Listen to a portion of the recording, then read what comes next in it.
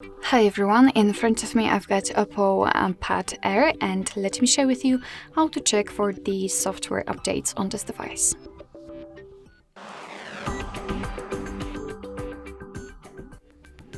So basically you have to start with opening the settings, and then in this left section we have to scroll down to the very bottom to find About Device. Right now all we have to do actually is to simply tap on this Color OS panel, let's say. As you can see here, we've got the version and that it is the official version. So let's tap on it, and as you can see, your device will right now check for the updates.